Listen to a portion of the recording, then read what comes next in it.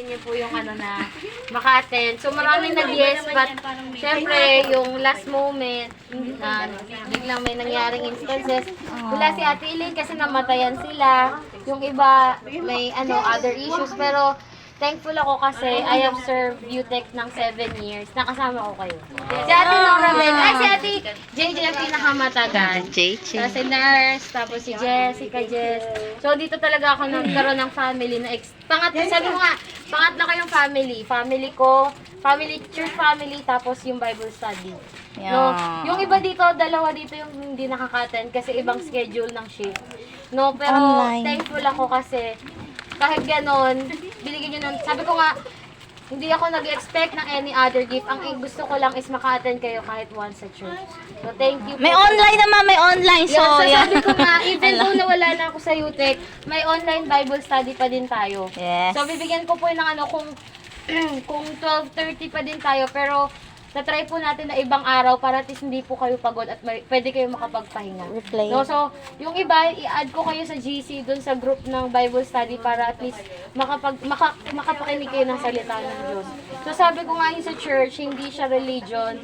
Hindi religion or hindi yung baptism nakakaligtas, hindi din church. No, kung si Jesus Christ lang talaga yung tanging tagapagligtas. So, ilang beses na natin to sinasabi sa inyo, but then again, kanina may nag-share din sa inyo, no, I'm very thankful talaga po sa Panginoon kasi yun. Sabi ko, Lord, kahit isang beses siya.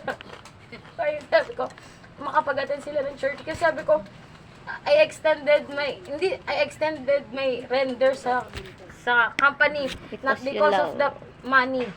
No, I extended in the company kasi I love the Bible study. No, yung gawain natin doon. No, so thankful ako kasi all these years, naka 1 year tayo mahigit sa Bible study and ongoing. No, still, no, meron pa din tayong anniversary ng June 25, 2020. June 25 meron tayo. So, pag-pray nyo, makapunta ako doon. Hindi man, or si malay nyo, pumunta po ako doon the day ng clearance ko. No, doon po ako magpunta or para at least makapag-fellowship ulit, no. Kung may pagkakataon po ulit na maka-attend kayo ng church, no, sabihan niyo lang ako, no. Kayo po ay welcome. No, lalo tigit dito sa bahay namin, welcome po kayo.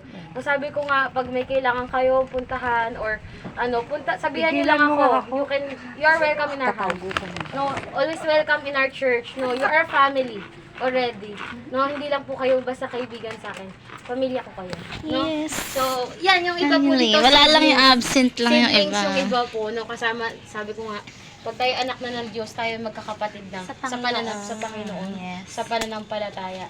So, yun po. Tayo ay, alam ko, yung iba dito walang tulog, yung iba dito nag-sacrifice, pagod kayo, lagi kayo nagsi 6 to 6. Pero you give time po. No, thank you. No, hindi ko po ma-express yung gratitude ko, no. Lalo na sa Panginoon. Kasi kahit may karamdaman po ako throughout this year, no, pinilit ko pa din pumasok, mag-continue. No, hindi para talaga po sa kahit ano, no, para sa gawain ng Panginoon. No, pag-pray niyo po no, sa March 16, ako po ibabalik doon sa Makiling area. Kung kayo, di ba wala tayong pasok noon? Kung kayo ay may time, no, mag-area po ako doon, magtuturo ng mga bata. You can join if you wanted po. No, time to time, no, pag-pray niyo po, magka-budget ako, pupunta ako doon sa Calamba. Bibisitahin ko po kayo. Sabi ko, hanggang nandito pa po ako, may friends and loved ones kayo na hindi nyo ma-sharean. No, lagi natin tinatopic sa Bible study, yung makapag-share tayo, no, lalo tigit, nakakilala na tayo sa Diyos. No, ma-sharean din yung mahal nyo, yung mga K sa buhay nyo, kapamilya, mga kaibigan, mga kaaway, kapatid, no, ano pa. So, lahat ng K sa buhay nyo, no, hanggang kaya pa natin, no, mag-share tayo ng gospel. No, sabi, tap nyo lang ako, sabi ko nga, hanggang nandyan ako, kung nahihiya kayo mag-share ng gospel, inform nyo lang ako, pupunta ko kayo. No, so, hope and pray, magkasama pa tayo.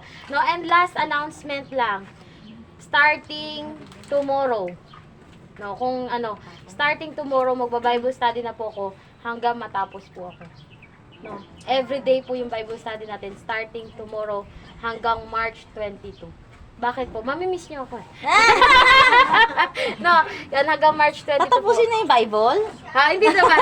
Pero yun, Lord willing, maaraw-araw natin yun. Kasi bakit? Para at least, no, I know na hindi lang kayo basta nakakilala. So, na lumago sa Panginoon. So, thank you very much. No, iniisip ko pa mag-shift ng break time para maabot yung kabilang shift. No, kasi meron pa din talaga akong Lord na gusto ko ma-sharean yung mga kabilang shift. No, sabi ko nga po, ang prayer ko po, kung kayo nabigyan kayo ng Bible, yung pong mga hindi naka-attendant, ay bibigyan ko ng Roman and John Road. No, nandun na yun sa company. No, ibibigay ko yun sa, this week at saka next week. Lahat yung bibigyan natin, yung mga trabaho natin. No, sabi ko nga, hindi yung religion namin yung nakakaligtas. No, sabi doon, si Jesus Christ lang. So, only Jesus, no? Okay, so yun lang po. Pray tayo na bago po tayo, sir. Sir, bago ako. tayo Ang mag-pray. lalim pa lang na timingan nilang turo. Oo. Bihira. Oo.